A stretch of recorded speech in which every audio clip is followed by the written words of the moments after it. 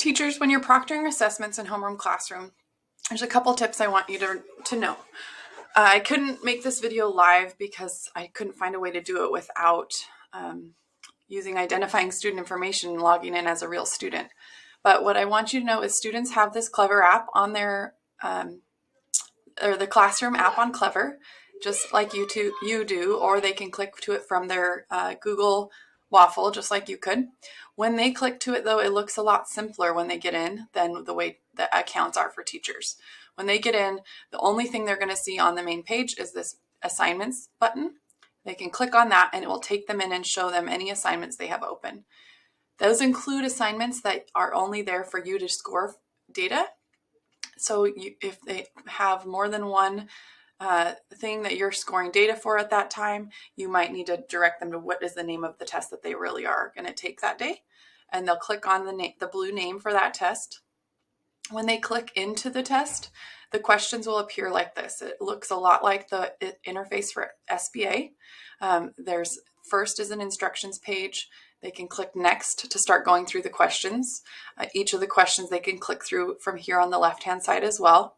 When they get to the very end, that will give them a warning if there are any questions that they forgot to answer, and they can go back and answer those, or they can click the blue button to submit their assignment. A couple of things to know about this as students are working through is Homeroom doesn't have the annotation features that SBA would have. So I would, if it's a reading or a written test, then you might want to have the student have an access to a paper copy of the story or the passage so they can mark up and annotate the text. But the Chromebook tools will allow students to have the text read to them. There's no way to turn that on and off for only particular students, but you could manage it by only giving students headphones if they are able to use that modification for their assessment. They also could do the dictation tool from the Chromebook to speak into the words where they would need to type them in the screen. But again, you could monitor that by watching to see who's talking to their Chromebook and who's not. There's no way to turn the Chromebook tools on and off for only certain people.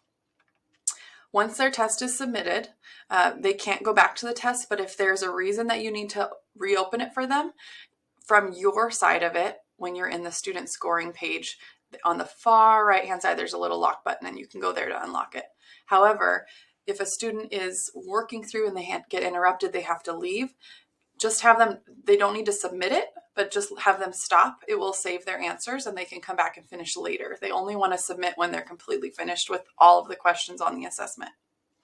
One more thing for you to know is as students are working through the test live, if you log in from your computer to the page where you would be scoring the test, it will start populating their answers into their boxes as they go through the test. So you can monitor how they're getting through the test. If you feel like there's one person that's, distracted or not getting along, you can go back and check on them. And also you can, see quickly who's done, who's not done in that way. So good luck. And I hope this video is helpful for you.